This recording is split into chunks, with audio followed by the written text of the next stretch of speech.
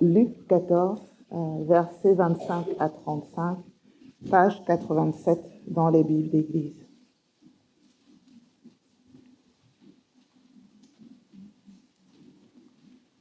De grandes foules faisaient route avec Jésus. Il se retourna et leur dit, « Si quelqu'un vient à moi, et s'il ne hait pas son père, sa mère, sa femme, ses enfants, ses frères et ses sœurs, et même sa propre vie, il ne peut être mon disciple. Et quiconque ne porte pas sa croix et ne me suit pas, ne peut pas être mon disciple. Car lequel d'entre vous, s'il veut bâtir une tour, ne s'assied pas d'abord pour calculer la dépense et voir s'il a de quoi la terminer, de peur qu'après avoir posé les fondations, il ne soit pas capable d'achever et que tous ceux qui le verront ne se moquent et ne disent « Cet homme a commencé à bâtir et n'a pas été capable d'achever. » Ou quel roi, s'il part pour s'engager dans une guerre contre un autre roi, ne s'assied pas d'abord pour examiner s'il a le pouvoir, avec 10 000 hommes, de marcher à la rencontre de celui qui vient contre lui avec 20 000. Tandis que l'autre est encore loin, il lui envoie une ambassade pour demander les conditions de paix. Ainsi donc, quiconque d'entre vous ne renonce pas à tout ce qu'il possède ne peut être mon disciple. Le sel est une bonne chose, mais si le sel devient fade, avec quoi l'assaisonnera-t-on? Il n'est utile ni pour la terre, ni pour le fumier, on le jette dehors, que celui qui a des oreilles pour entendre, entende. On peut penser à des situations désespérées qu'on peut rencontrer soit individuellement, soit collectivement, soit à l'échelle d'un pays, qui nous met soit dans les situations d'argent, soit dans les situations de santé, de relations, etc., qui nous met face au besoin d'être aidé. C'est Laurence qui me disait, ma femme, Laurence est conseillère conjugale et familiale, me disait que pour ce qui concerne les couples qui viennent la voir pour travailler sur certains aspects de leur vie, c'est très dommage parce que souvent les gens viennent la voir trop tard. On le voit aussi au niveau d'un pays, un pays qui aurait besoin d'aide et qui voit sa situation se dégrader petit à petit, je vise aucun pays bien sûr, et qui aurait du mal à reconnaître son besoin d'être aidé ou de prendre des mesures drastiques, radicales, pour que ça aille mieux. Que ce soit au niveau d'un pays, que ce soit au niveau individuel, que ce soit au niveau d'un couple, d'une famille, on a du mal à demander de l'aide. Et alors quand il s'agit d'avoir besoin d'un sauveur, quelqu'un qui nous sauve parce qu'on est impuissant pour nous sauver nous-mêmes, alors là c'est encore pire. On a en nous une résistance, un orgueil qui nous empêche de crier au secours, au sauveur. On a du mal à reconnaître notre situation dramatique et on a du mal à chercher de l'aide. Au fond de nous, on n'aime pas avoir besoin d'un sauveur. Et je pense que dans ce texte-là, il y a ce stade-là du cheminement de l'évangile de Luc. Ce que Luc, l'auteur de cet évangile, nous propose, c'est à quoi Jésus s'attaque ici avec ces foules du verset 25. Des grandes foules faisaient route avec Jésus. Alors je ne sais pas si au niveau programmatique, on pourrait se dire Jésus, il a du succès, il y a des grandes foules qui viennent, ça marche plutôt bien pour lui. Là, il se retourne et puis bam, il balance un truc pas très facile à entendre pour les foules, mais c'est essentiel. Parce que pour Jésus n'est pas venu pour nous caresser dans le sens du poil. Un petit peu ce que tu disais, Yves, dans la première partie. La Bible n'est pas là pour nous proposer une vie de feel good. Il est là pour Jésus, comme pour le reste de la Bible, nous apporter une réflexion de fond basée sur la vérité. Jésus même, par rapport aux besoins que j'évoquais au début de notre méditation ensemble, Jésus va beaucoup, beaucoup plus loin. Parce que l'enjeu est beaucoup plus grand. Jésus parle d'une décision radicale, essentielle à prendre si on veut le suivre. J'espère que vous avez remarqué la radicalité de ce texte, de cet enseignement de Jésus. Et pour bien comprendre le sens de cette radicalité, dans quel contexte Jésus l'a dit, eh bien, comme d'habitude, le contexte, c'est la clé. Le contexte, c'est la clé. Et dans le contexte, regardez au chapitre 9, il y a un basculement dans le cheminement de Jésus. Ce qu'il fait, il a prouvé qu'il était le roi promis par Dieu, avec tous les miracles qu'il a montrés, l'enseignement qu'il apporte. Personne n'a parlé de Dieu comme lui. Regardez 9,51, Luc 9,51. Lorsqu'approchèrent les jours où il devait être enlevé du monde, il prit la ferme résolution de se rendre à Jérusalem. En d'autres termes, dit autrement, il durcit son visage pour monter à Jérusalem, là où il va donner sa mort. Et en fait, après ce moment de bascule, tout dans Luc est martelé et jalonné par cette montée à Jérusalem. Regardez 9,57 déjà, 9,57, pendant qu'ils étaient en chemin vers Jérusalem. Ensuite 10,38, regardez 10,38, pendant qu'ils étaient en route vers Jérusalem. 13,22, comme on l'a vu il y a 15 jours. 13,22, vous y êtes? 13,22. Jésus traversait les villes et les villages et il enseignait en faisant route vers Jérusalem. Et puis, enfin ici, verset 25, les grandes foules font route avec Jésus vers où? Vers Jérusalem, là où Jésus est venu pour mourir. C'est vers là qu'il monte pour donner sa vie. D'où une question surprise, parce que dans ce contexte-là, dans le lieu, dans le moment où on se trouve dans ce cheminement vers Jérusalem, il y a beaucoup de gens qui commencent à douter de leur capacité, à douter de savoir exactement si Jésus va, entre guillemets, avoir du succès. Et puis en entendant Jésus et aux avertissements qu'il donne, et en voyant peut-être la dureté et la résistance des hommes, un homme lui dit, juste au début de la section qu'on a entamée au début octobre, verset 23, du chapitre 13, 23, quelqu'un qui demande « Y a-t-il que peu de gens qui soient sauvés ?»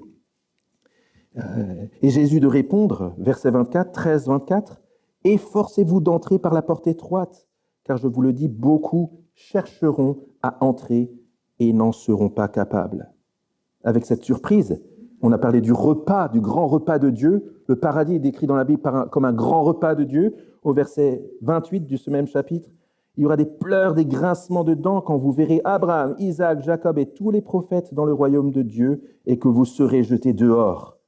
Il en viendra de l'Orient, de l'Occident, du Nord, du Midi, c'est-à-dire qui ne viennent pas du peuple juif nécessairement, et ils se mettront à table dans le royaume de Dieu.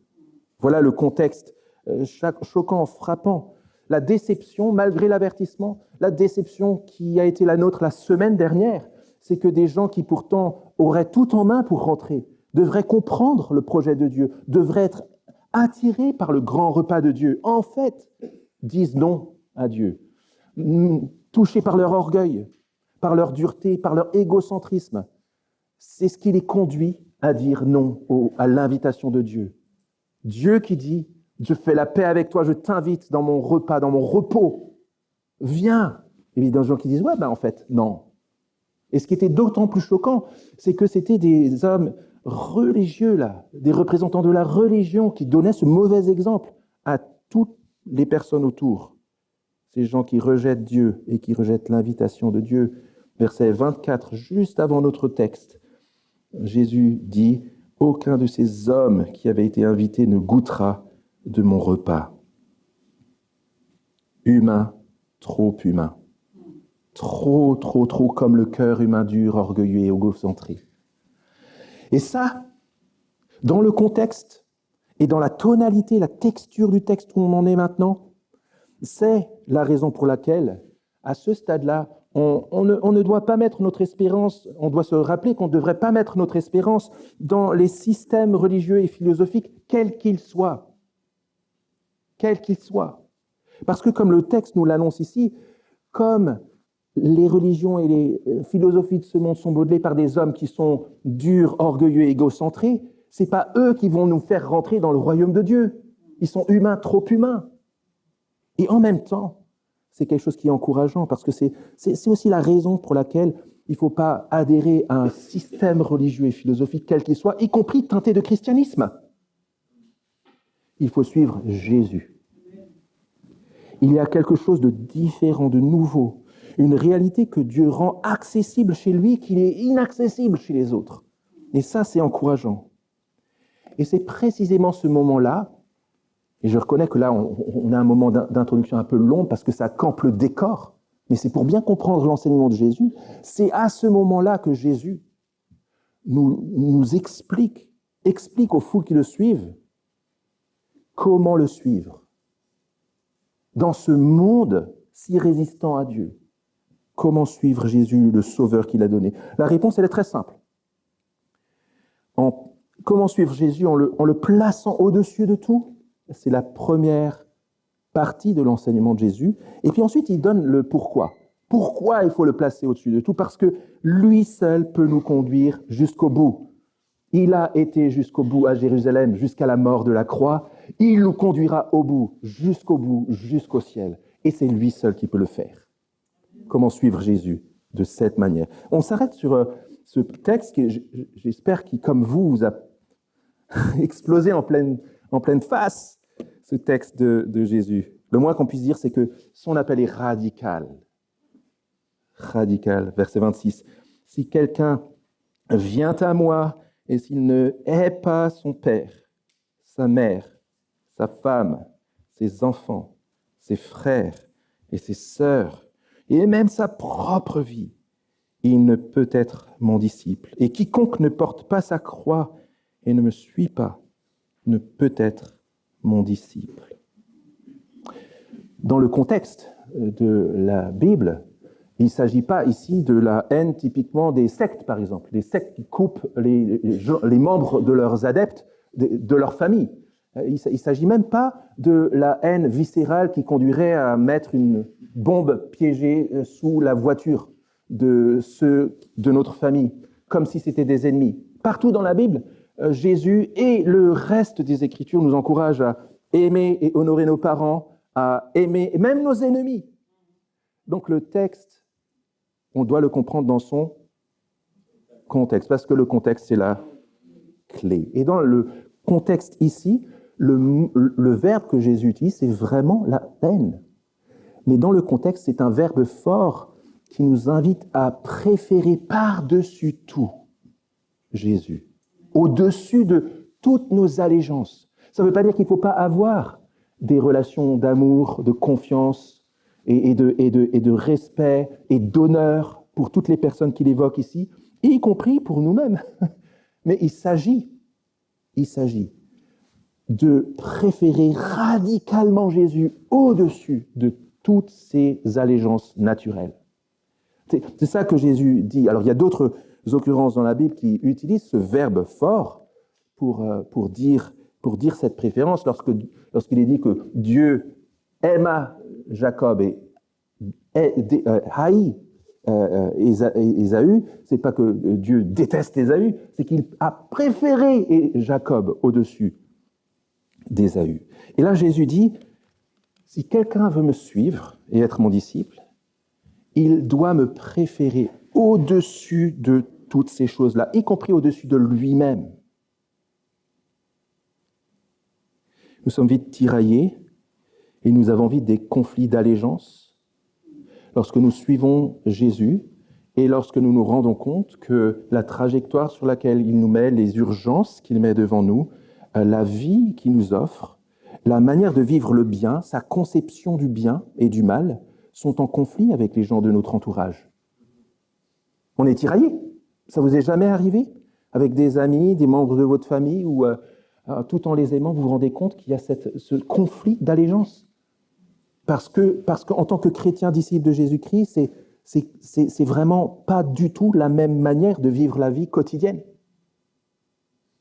Il ne s'agit pas de le faire volontairement. Il s'agit de le faire par contraste avec des gens qui, dans ce monde, appartiennent à Jésus-Christ, la lumière du monde, au milieu des ténèbres. Il y a un conflit d'allégeance dans nos relations, les fréquentations qu'on voudrait avoir, dans la vérité qu'on dit, alors que parfois on serait tenté par l'idée de cacher la vérité pour soigner des relations, on voudrait savoir dire la vérité. Ça peut être sur les valeurs, j'en ai parlé avant, ça peut être les valeurs éthiques. Les gens de notre entourage n'ont pas nécessairement les mêmes valeurs éthiques que nous, en tant que disciples de Jésus.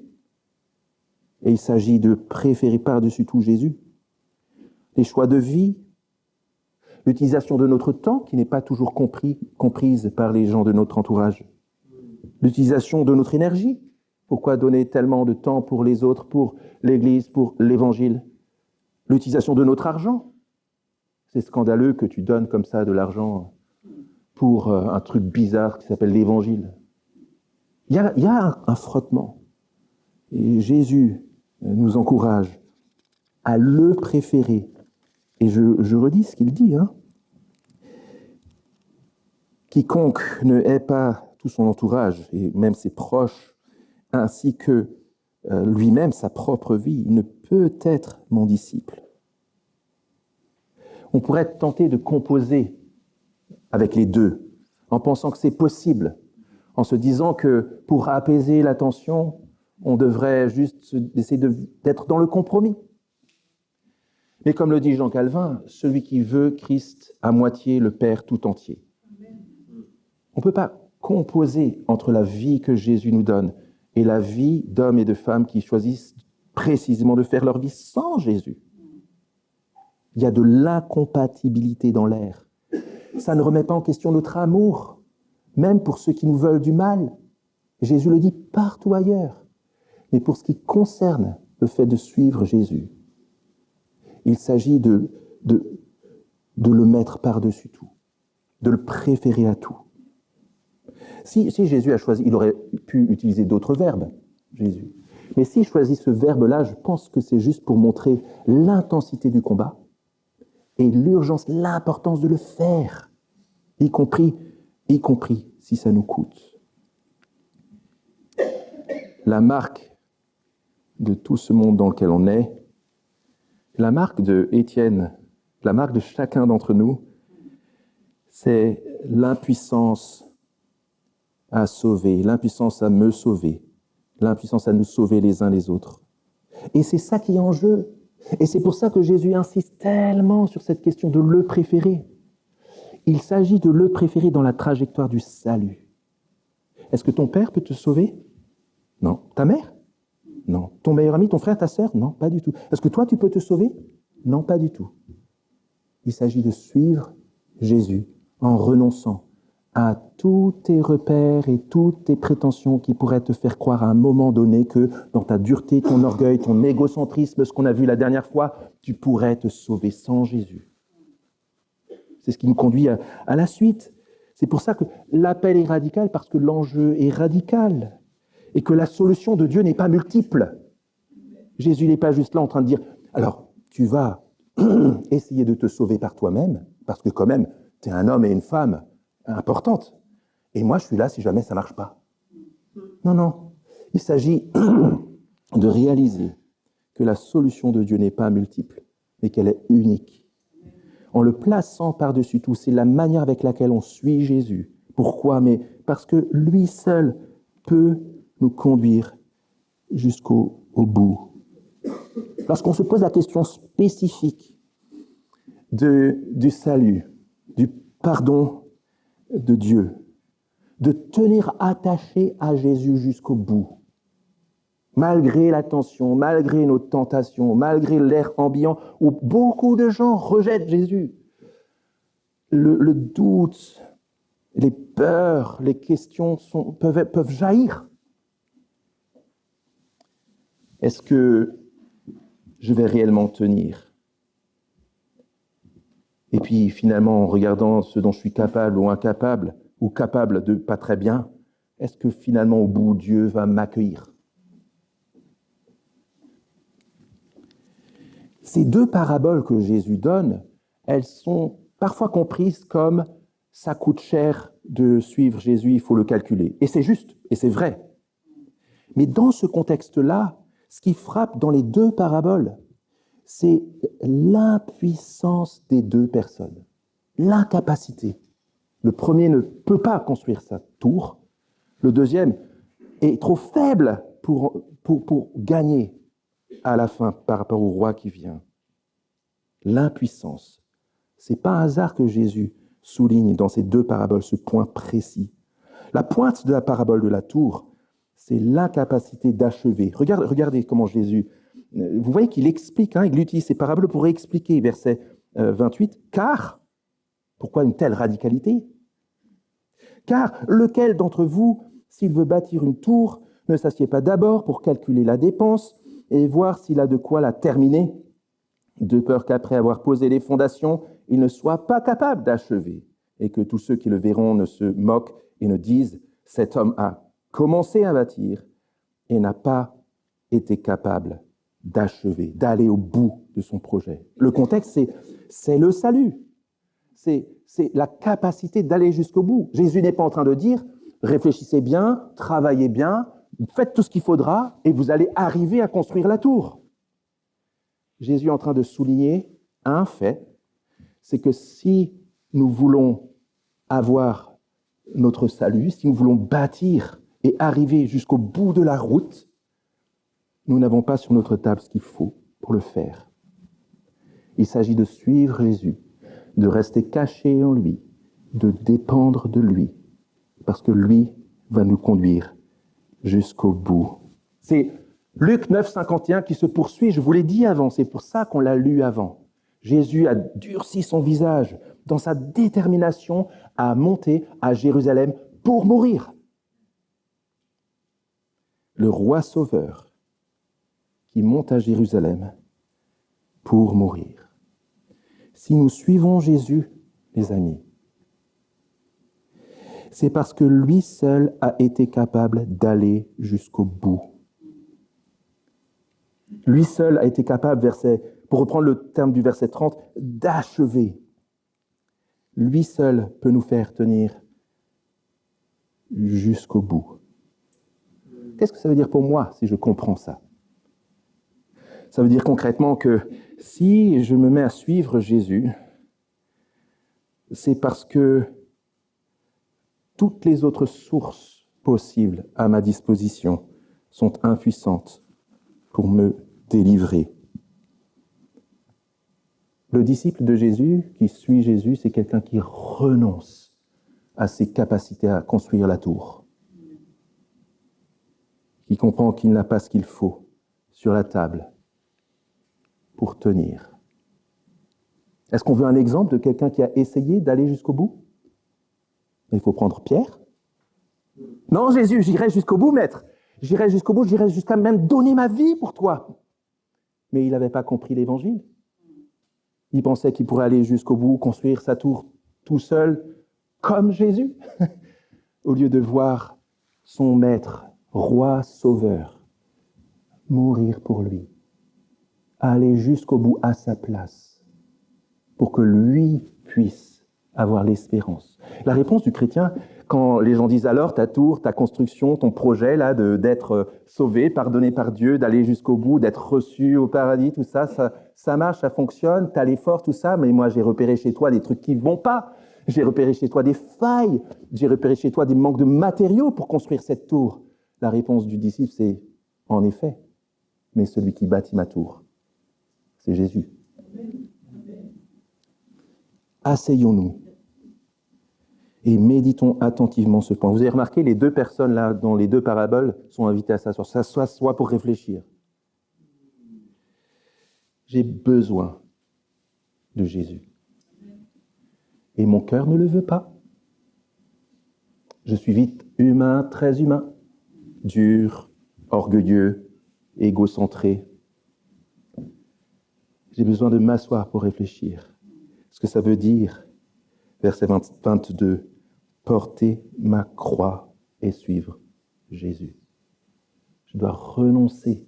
Je dois porter le signe de ma mort. N'importe qui croisait quelqu'un à Jérusalem ou dans la Palestine sous Empire romain au 1er siècle savait que quelqu'un qui portait sa croix, il allait à sa mort.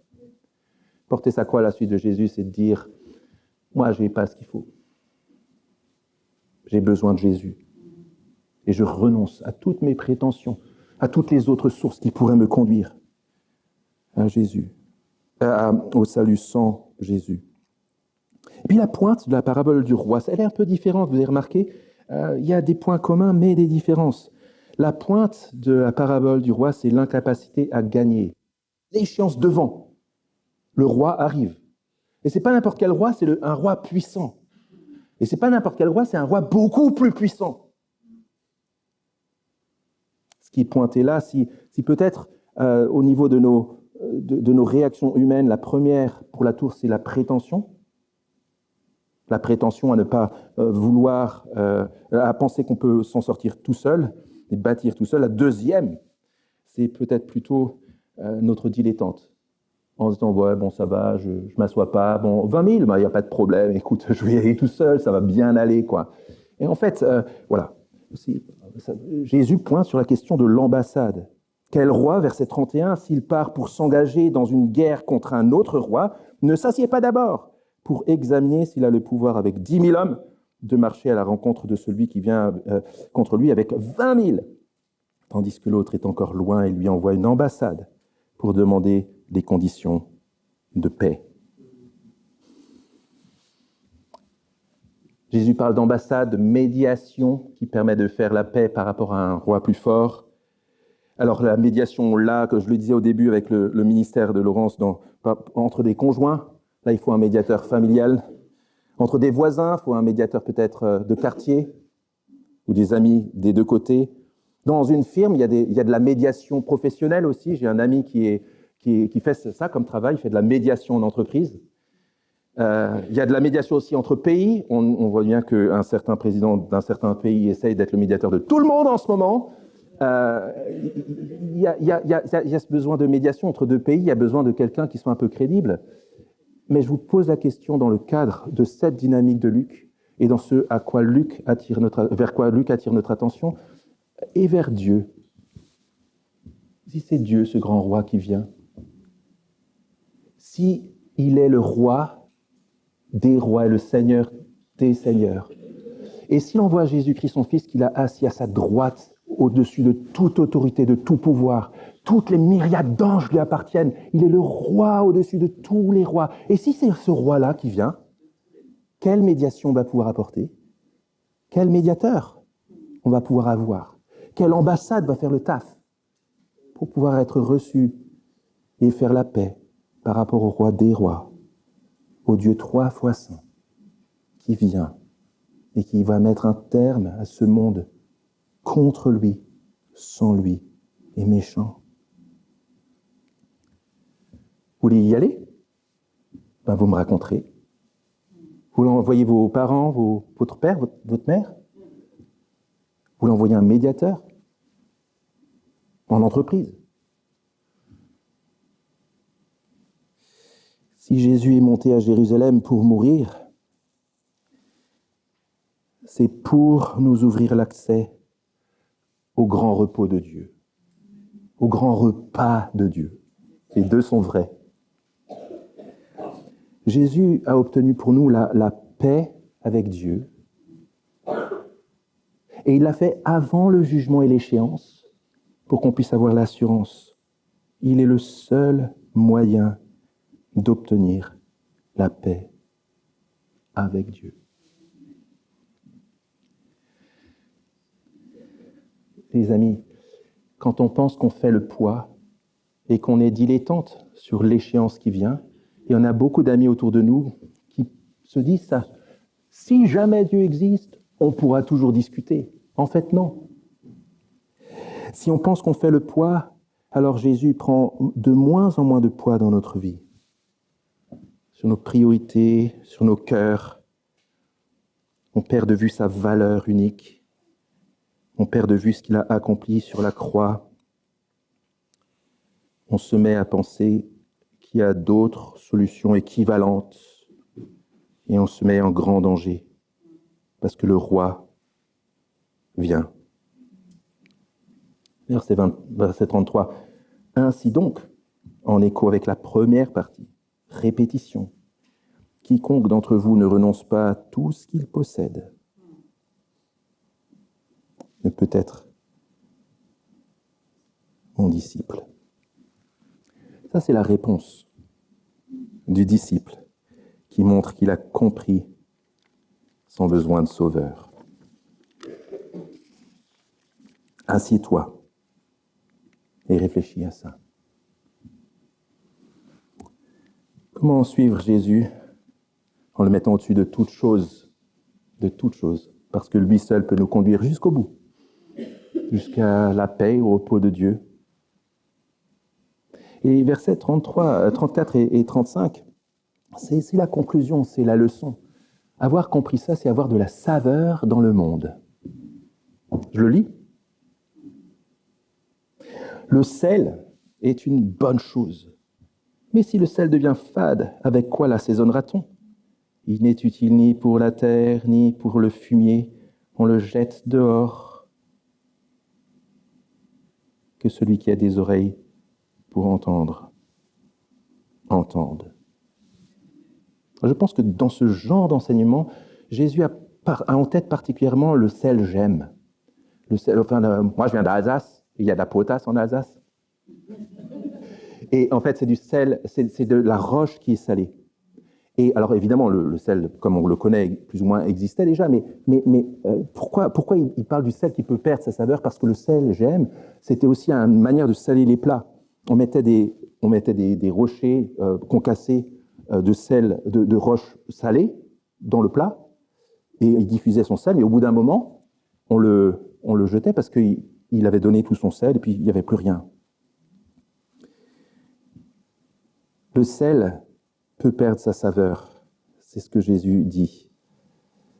Vous savez, il y a un discours radical que Jésus donne ici qui résonne encore aujourd'hui, et peut-être qui est encore plus pertinent et plus fort aujourd'hui, parce que l'ère du temps, c'est le rejet de tout ce qui est radical, en particulier dans l'Occident. C'est le rejet de tout ce qui n'est pas entre consensuel, relativiste, on est tous d'accord, évidemment c'est la même chose.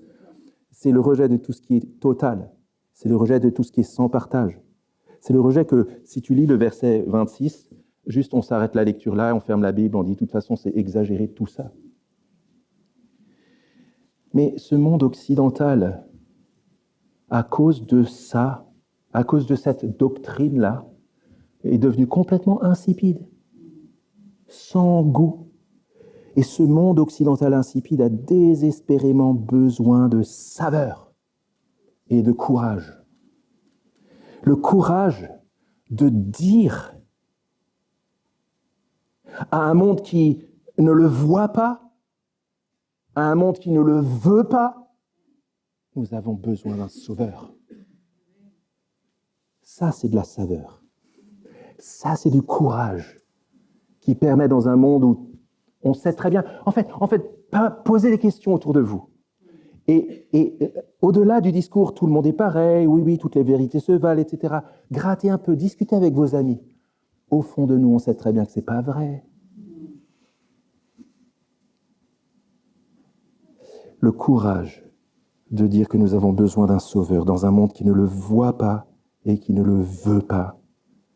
Ce courage, les amis, il commence par des hommes et des femmes tout simples, qui acceptent de dire courageusement, publiquement, « Je ne peux pas.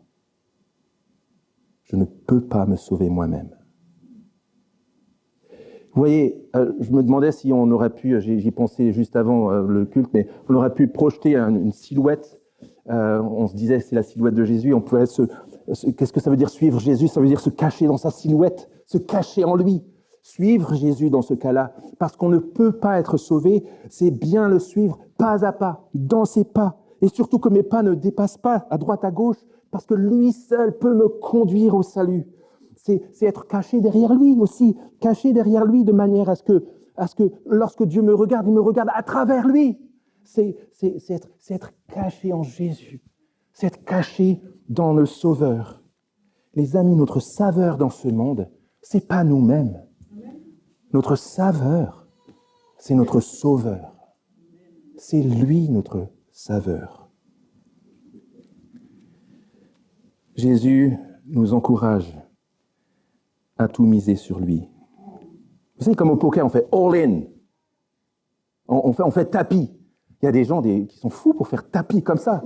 Juste, ils ont estimé, calculé, il y a des bons matheux là, mais qui calculent en disant, là maintenant c'est le moment de tout mettre, tapis, pour gagner tout. C'est un peu ce que Jésus nous dit. Il n'y a pas de demi-mesure. Tu mets tout sur moi. La grande différence avec le poker, c'est la certitude. Jésus est vraiment, historiquement mort pour nos péchés. Il est monté à Jérusalem pour ça. Il est vraiment ressuscité. C'est la garantie de notre paix avec Dieu.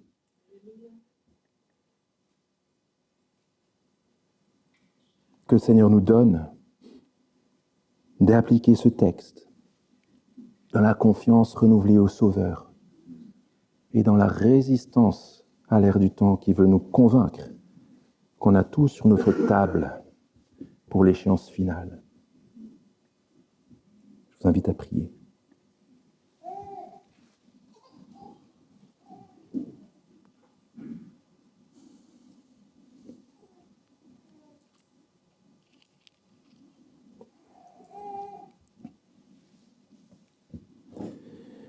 Comme Pierre, qui a été pardonné par Jésus, le dit dans le livre des Actes, le salut ne se trouve en aucun autre.